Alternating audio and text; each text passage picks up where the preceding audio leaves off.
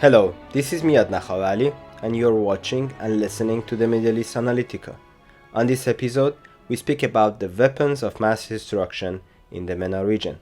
I speak with Stefan Jojić, researcher on the Middle East and non-proliferation from the Belgrade Professional Association of Security Sector. Stefan, thank you very much for joining the program. Thank you for having me. What are the main categories of weapons of mass destruction that have traditionally predominated in the MENA region? Which countries in this region have been known to process or pursue these weapons, and what type they have been focused on? Some Middle Eastern countries' interest in WMD is as old as the weapons themselves. The security image of the region during the Cold War was dominated by conflicts and the struggle for power and prestige among different authoritarian regimes. Some other states maybe had more security motivations for the quest for nuclear weapons, since they felt threatened. They felt existential threat from others. So it kind of feels natural that several Middle Eastern countries sought weapons of mass destruction. Israel went furthest in those attempts. Israel is considered the de facto nuclear weapon possessor, whose arsenal is estimated to be between 50 and a few hundred nuclear devices. Also, Israelis, which is interesting, have never explicitly denied or confirmed weapons possession. Their leaders are not making statements on these issues for decades, but over time it was generally accepted that Israel has nuclear weapons, which turned out to be an amazing strategy for Tel Aviv. They were ambiguous for two simple reasons. If they would deny possessing nuclear weapons, their deterrence would lose credibility. Deterrence is not working if the weapons are not there, if they are not known to the potential adversaries. On the other hand, by avoiding explicitly to confirm weapons possession, Israel managed to some extent to amortize negative international reactions to this issue. So instead of making some harsh declarations and big statements, and that way creating problems for themselves and their allies, Israelis decided to boil the frog over time, and they succeeded in it. Besides Israel, no other state from the Middle East managed to make nuclear weapons. Many tried, but eventually they gave up or were prevented in that path.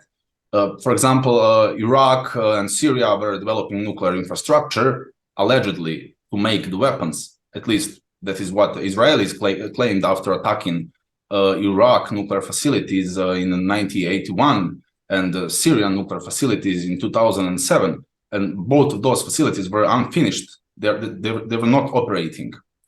We also have Gaddafi's Libya, which also developed nuclear programs over decades. They relied on the resources, on technology, on knowledge available on the black market. And when one says the nuclear black market, the first association is always Abdul Qadir Khan, a Pakistani physician known best for organizing network for illegal nuclear proliferation. So with the help of this network, Gaddafi, even with this help, he struggled with the program and made very little progress over the decades. And finally, in 2003, just before the Second Gulf War, he unilaterally decided to eliminate weapons of mass destruction under the auspice of the international community, of course. So the complexity of the process of developing nuclear weapons, together with pressures from abroad, are the main reasons why those attempts failed. Maybe easier, definitely, actually easier and more successful were the quests for chemical weapons. And we again here have Israel, which is again considered to have chemical weapons as well as biological weapons, but according to their traditional ambiguity policy, they have never denied or confirmed these allegations. We also had Iraq, which eliminated its chemical weapons after the first Gulf War. And prior to the Second Gulf War, Saddam Hussein was again accused of developing weapons of mass destruction, but after he was overthrown, it turned out that these were false accusations. Of course, we have Egypt. Egypt was the first country in the Middle East to obtain chemical weapons and the first to eliminate them at the same time. At least this is what they claim. But anyway, Egypt is one of the 3 or 4 states in the world not to sign the Chemical Weapons Convention.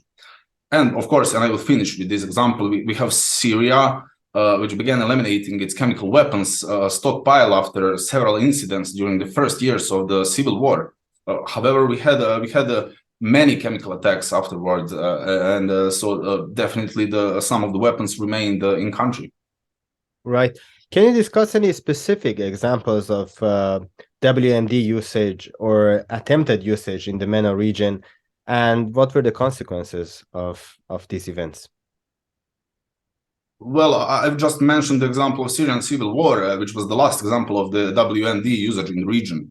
Less than 5% of total attacks during chemical attacks during the Syrian civil war was conducted by so-called Islamic State, and nobody doubts and questions that.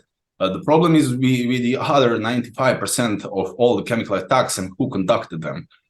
Conventional wisdom and public opinion from the West, together with some international reports, suggest it was the army of the Syrian president Bashar al-Assad. On the other hand, Syrian government denies it, claiming they had no tactical or strategic incentive or any tactical or strategic advantage they could gain by using chemical weapons. They claim that it only caused problems for them. For Syrian government, those chemical attacks were just another false flag operation by the allies of the West.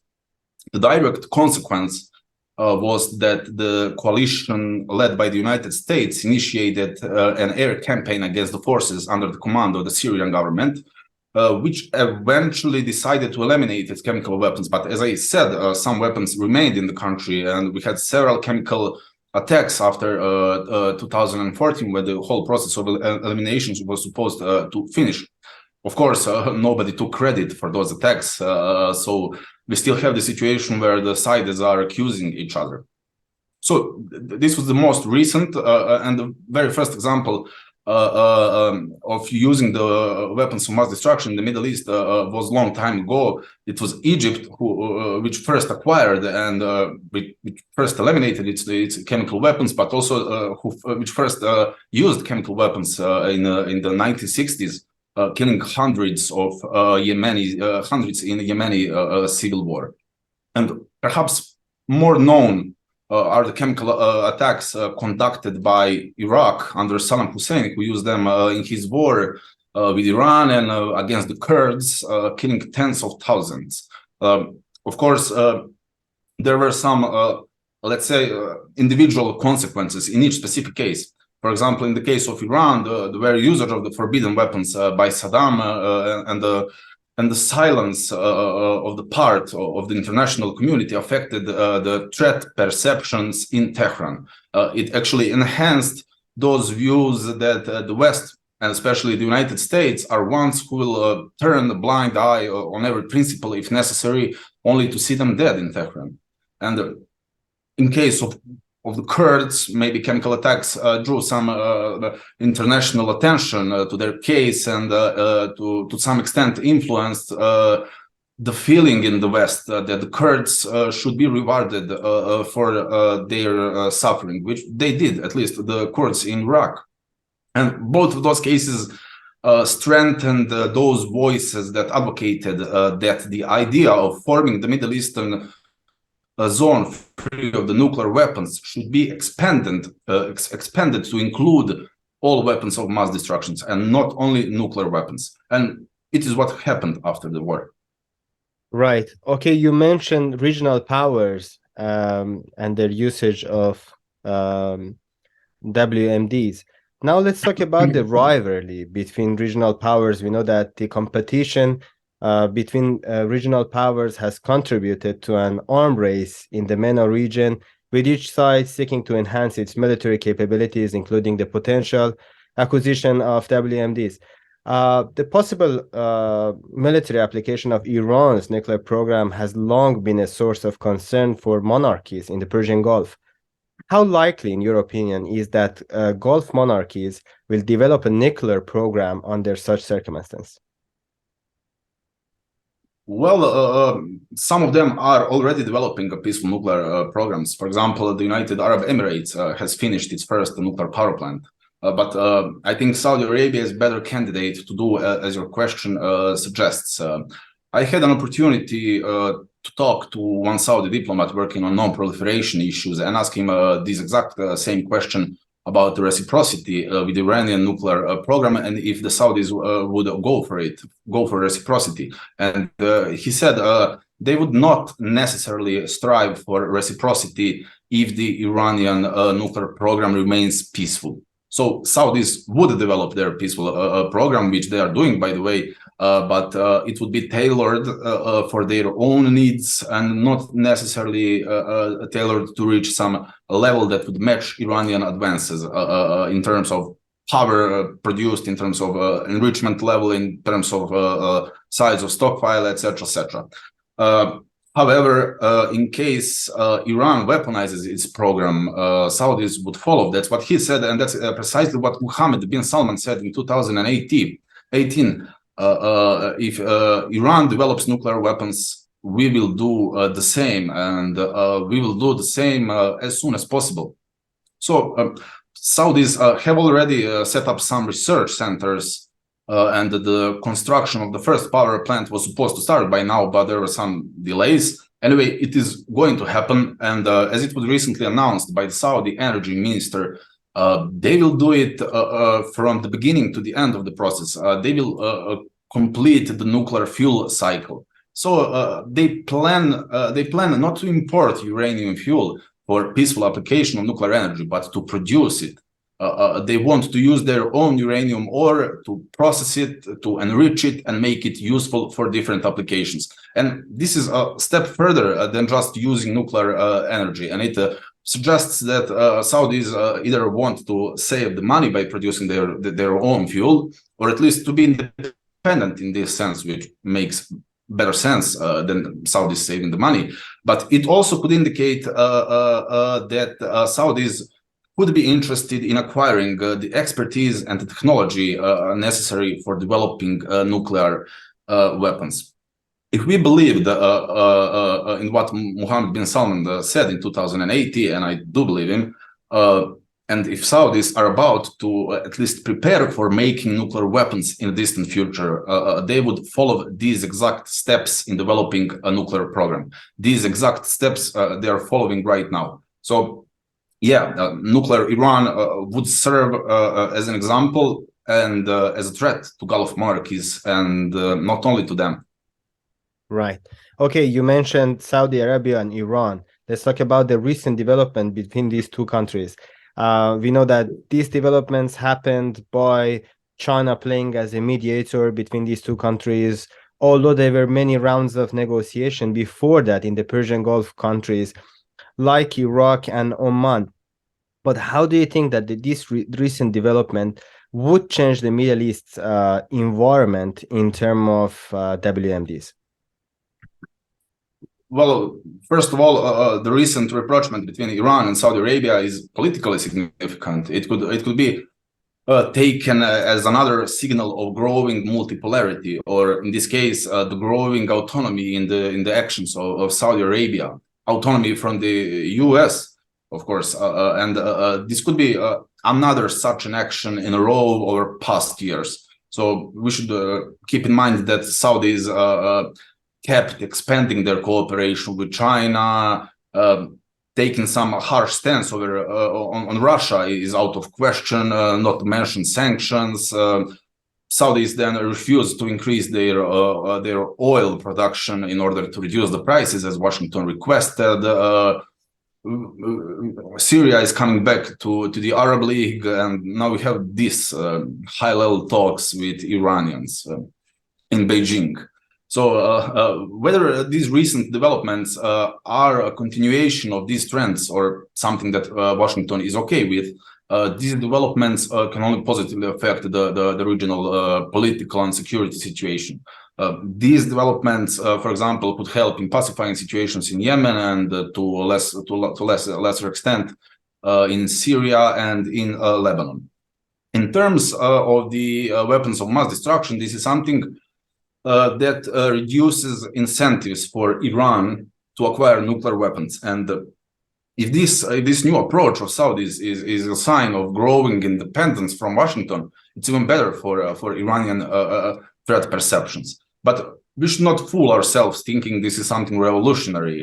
If we look at the past history and past experiences, and if we compare the size, geography of two states, the demography in those two countries, but also demographic composition in the region, we can easily conclude that those two countries are destined somehow to be rivals, and they will remain rivals for a long time, even if the regime in Iran gets changed, I believe.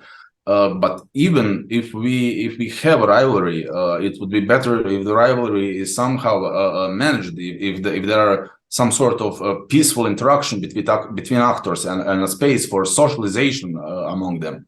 Then and only then would we have more opportunities for cooperation and less necessities for the weapons of mass destruction. Right. Let's now talk about the Iranian nuclear program. What are the current prospects for negotiations on the Iranian nuclear program, or JCPOA, and what are the potential consequences if negotiations on the Iranian nuclear program fail to reach a satisfactory agreement? Yeah, well, I always get personal when we come to the Iranian nuclear issue, because I'm repeating for years so far that the deal has no alternatives, and the parties are about to agree on renewing it. I mean, the deal has alternatives, but both of them are unacceptable. If the parties fail to agree, we could face further proliferation or war. I believe that nuclear Iran is unacceptable for the United States. For them, it would be just another North Korea. On top of that, it would stimulate further proliferation in the Middle East, and Americans has obliged to prevent it many times. And with the time passing, every statement was more and more explicit that the United States would use all available means to prevent Iran from making the bomb. And that makes war another alternative. Of course, it would not be easy for the United States. Iran is a much stronger adversary than were the Taliban's or Saddam Hussein. But also, let's be honest, in the same time, a war with Iran would have much less ambitious goal than was the case with Afghanistan and Iraq. This time, the plan would be to strike Iranian nuclear infrastructure as hard as possible, which sounds somehow feasible compared to nation-building projects. Of course, Iran would retaliate, which could make this war extremely expensive for the United States, but also for the whole world. And that's why I believe that a deal with Iran without further demands is in American best interest. In case of war, the biggest loser would be Iran, of course. And I believe that deal is in their best interest, because the current situation is not, that's for sure. Let's suppose Iranians are speaking the truth about the peaceful nature of their nuclear program. They are not making nuclear weapons, but they are walking on the brink of war. They are not making nuclear weapons, but they are suffering sanctions like they are making nuclear weapons. And why they are doing that? And even if Iranians make weapons without direct military intervention by the United States or anyone else, so without destruction, which is the best possible case for Iran, I doubt that the weapons would serve their purpose. First of all, nuclear weapons would prove to be useless for Iranian regional policy. They would not provide some effective support to the Houthi movement in Yemen, to Hezbollah, to Syria's Bashar al-Assad. And what's more, I believe that actually Iranian capability to support those friendly actors would decrease, since some kind of drastic sanctions would definitely follow the Iranian acquisition of nuclear weapons. It would mean those sanctions would mean reducing the material capabilities of Iran, which are crucial for its support to these friendly actors. Also, there is the argument about prestige as a motive for making nuclear weapons, and to me, this argument is also problematic. It's 2023, and the non-proliferation regime is stronger than ever. Those who would go for nukes would be proclaimed to be outlaws and not some kind of tough leaders and mighty nations like was the case in the past. And finally, we have security as a potential motive for acquiring nuclear weapons. In this case, Iranian biggest concern and the most probable bully boy from abroad would be the United States. But since the United States are pivoting to East Asia, they're becoming less and less capable of initiating some regime change operation against Iran. The United States did not attack Iran when they were more capable than today, let's say some 20 years ago. I don't believe they would do so now. Actually, the only thing that could push the United States to attack Iran is actually a decision to stop Iran from making nuclear weapons. So Iran is playing with fire in a game where it can gain a little and lose everything. Okay. To sum up all of this, Iran does not need nuclear weapons. The United States and the world do not need nuclear Iran, and no one needs the war, which makes the agreement the only rational and the only reasonable outcome here.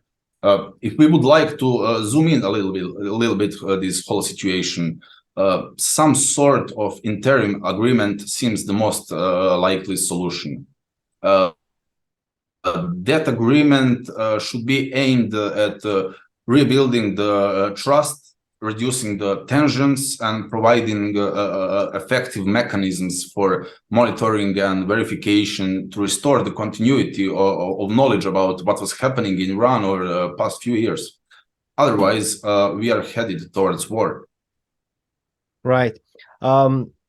I have to ask you, as you mentioned the possibility of war, but if you can answer me in a short way, you spoke about the possibility of war between Iran and United States and probably some sort of coalition against Iran. But let me ask you about the possibility of war between Iran and Israel. We know that there have been tensions between these two countries since the beginning of the Islamic Revolution in 1979. However, the acceleration of the Iranian nuclear program has been a serious source of concern for Israeli officials. So in light of Iran's nuclear capability, how possible is the hot war between Iran and Israel? Israel could attack alone or together with the United States as part of keeping their promise to use all the means available to prevent Iran from making the bomb. And these promises have been intensifying over the past few years. It's the question of how effective these attacks would be. Some parts of the Iranian nuclear infrastructure are underground, plus they have defenses. They will not just sit there and watch all they built being destroyed. And there's also the issue of Iranian retaliation. So this possible Israeli adventure would not be easy and successful as it was in the cases of Israeli counter-proliferation attacks on Iraq and Syria. If negotiations would fail and a military strike proves to be necessary, I believe it would be more likely be Israelis doing it on their own than doing it together with the United States. Of course, they would have the blessing of the United States and the help they need, and they do need help. Israel will likely need some of the United States technical solutions for airplane refueling in the air, since Israel would have to make long flights over Jordan and Iraq before striking Iranian nuclear infrastructure, which is somehow scattered all over the country. This way, with Israel striking alone and without the United States directly involved, this solution would, to some extent, amortize the potential retaliation by Iran, which in this case would be focused only on Israel and not on the U.S. assets in the Gulf, their base in Qatar, etc., etc. Of course, it is unlikely that Israel would succeed in blowing up or making some decisive strike over all Iranian nuclear facilities. But from their perspective, it would be enough to halt the Iranian nuclear program for some time and to bring them back to the negotiation table. At the same time, threatening with more destruction, since, hey, the United States would yet to be involved in the conflict. So, yes, negotiations. If negotiations fail and if Iran crosses some red lines, we would witness an attack on Iranian nuclear facilities. And if it happens, no matter how hard it seems to succeed, it is more likely to be Israel than the United States. But of course, I'm not excluding the possibility of them attacking together. Right. Anyway, in both cases, I believe that situation would escalate more than was the case with the Israeli attacks on Iraq and Syria, and would most likely look like the 1999 NATO bombing campaign on Serbia, without some land operations and without unnecessary exposing the coalition's assets to an enemy for destruction. Of course, there are some important differences between the case of Kosovo and the case of potential war in Iran. The coalition would be weaker this time compared to the whole NATO alliance back then, and the adversary would be tougher than was the case with Milosevic and Serbia. But also the goal would be more modest this time. Aggressors would hope to hit and run and not to fight some months-long war in order to make the enemy surrender. Right. We know that many Middle Eastern countries have urged for greater international pressure on Israel to ratify the Non-Proliferation Treaty or to open up its nuclear sites to foreign inspections. But to be honest, Israel has made little actual progress in this regard.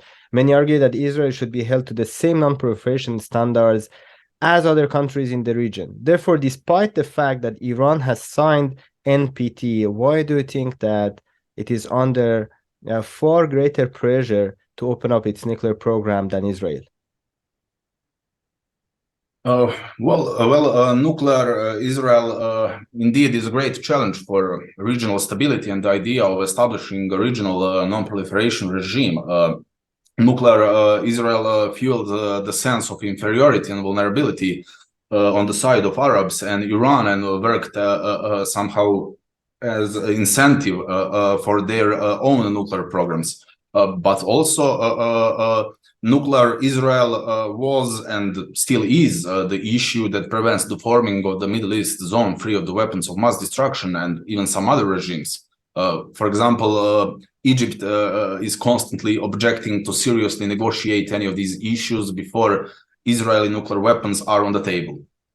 Egypt is also not signing Chemical Weapons Convention and is not ratifying the Biological Weapons Convention for this reason. So yes, it's a significant regional security issue. But why the double standards, and how come that the case of Israel is not a problem? Well, that's a good old story about friends and foes. Here we can recall some of the arguments of proponents of the AUKUS deal. For those who are not familiar with this, AUKUS is a security pact between Australia, United Kingdom, and United Nations, according to which Australia is supposed to receive nuclear submarines from the UK and the US. Australia is supposed to acquire nuclear submarines that use highly enriched uranium as a fuel for its reactors, which would make it the first non-nuclear weapon state to have submarines that use weapons-grade uranium. So logically, opponents warned that this could serve as a precedent to push other states to ask for the same, or something to be used as a justification from countries like Iran to keep seeking legitimate uranium enrichment to weapons-grade level. And which, of course, decision makers in Tehran did. Some others would claim that Australia could abuse the weapon-grade uranium and make its own weapons without even bothering to enrich uranium. On the other hand, we had arguments of the proponents and the defenders of the AUKUS deal. One of their arguments was literally like, come on, guys, we are talking about Australia, not about Iran or Syria. In other words, Australia is a democratic country led by people whose mindset completely differs from the ones in Damascus or in Tehran. But equally important, they're friends and they're a necessary element of our future containment of China. So we should not be surprised by the double standards. Some states are simply allowed to do something while others are not. Right. Let me ask you in a very quick way about Turkey. We know that Turkey is an upstanding non-nuclear weapon state member of the NPT, but at the same time, we know that President Erdogan has occasionally expressed his country's right to produce and acquire nuclear weapons in public. Turkey's first nuclear reactor received its first batch of new fuel in May of this year. And by 2026, the 4 VVER 1200 reactor units at the Akuyu nuclear power station are anticipated to be completely operational, of course, with the huge assistance of Russian Federation. So given this, do you think that Turkey will join the nuclear armament competition? When I earlier said that nuclear Iran would serve as an example and a threat to neighboring countries, I also had Turkey in mind. Although Turks would see much less danger in Iranian nuclear weapons than is the case with Saudi Arabia. Those people suggesting that Turkey would likely join the nuclear arms race would highlight its size, its potentials, both current and future ones, its ruling ideology, as well as some personal features of Turkey's current leadership. I believe the most people who are familiar with Turkey's policy, if asked, would say that Erdogan is a guy who at least spent a lot of time thinking about nuclear weapons. But having these kinds of thoughts and incentives not always lead to nuclear weapons, of course. We can take an example of Egypt. Egypt was the most powerful Arab country. It was led by authoritarian, military-minded leaders. It had nuclear-armed Israel in its closest neighborhood. It had some unresolved issues with Israel. And still, Egyptian leaders like Gamal Abdel Nasser or El Sadat or Hosni Mubarak did not choose the path of developing a nuclear weapons program. So just like Egypt, Turkey would have incentives to develop its own nuclear program. And just like in the case of Egypt, it will depend on their leadership perception of the costs and benefits of such a decision. Today we have Erdogan, tomorrow it could be someone else. The development of nuclear weapons is a complex process in terms of technical requirements, in terms of expertise, in terms of risks, and it does not always serve its initial idea, whether it is security, desire for prestige, or some other motive.